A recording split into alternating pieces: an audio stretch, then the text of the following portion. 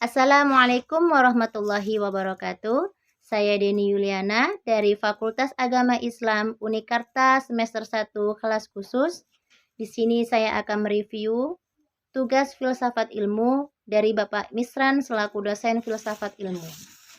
Menjelaskan tentang ciri-ciri filsafat. Ciri-ciri filsafat meliputi radikal, universal, konseptual, sistematik atau sistematis, komprehensif, bebas, dan bertanggung jawab. Radikal adalah berpikir secara menyeluruh sampai ke akar-akarnya.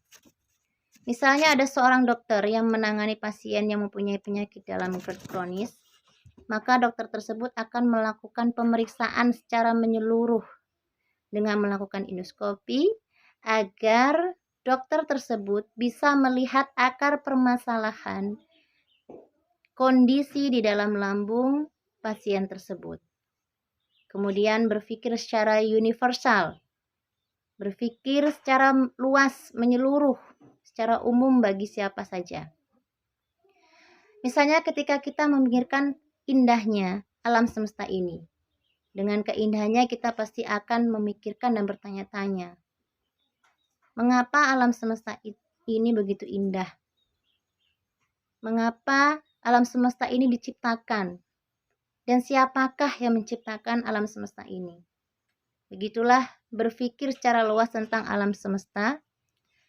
Tidak hanya cukup dengan 1-2 pertanyaan saja. Kemudian terkonseptual.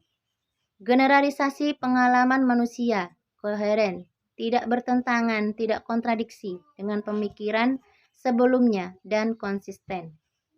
Cara berpikir yang selalu memecahkan masalah menggunakan konsep yang telah dimiliki berdasarkan hasil penilaiannya selama ini.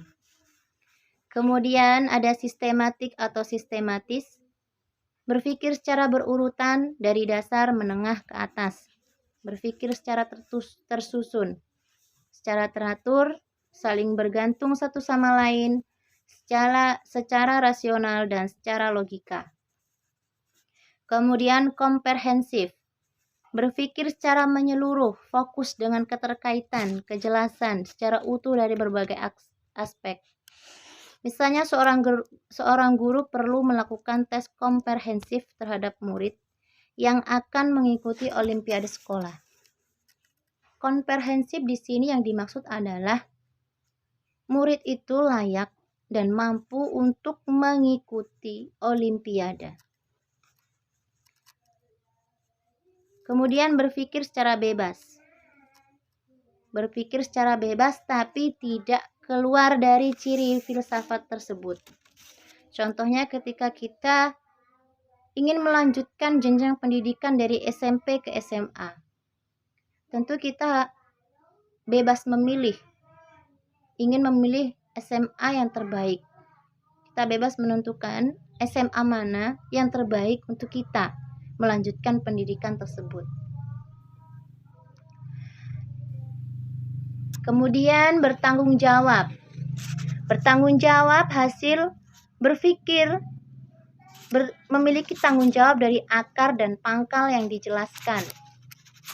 Misalnya seringkali kita berbicara terhadap orang lain dengan perkataan yang menyinggung orang tersebut.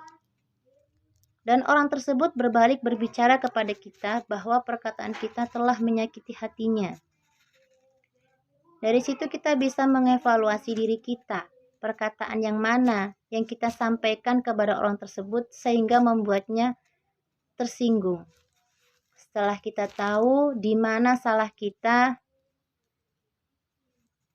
mencoba untuk memperbaiki dengan cara meminta maaf terhadap orang tersebut.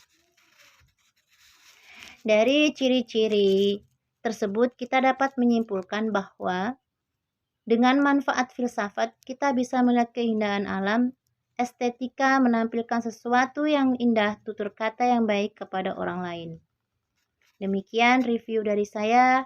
Mohon maaf yang sebesar-besarnya jika terdapat banyak sekali kekurangan. Saya akhiri. Wassalamualaikum warahmatullahi wabarakatuh.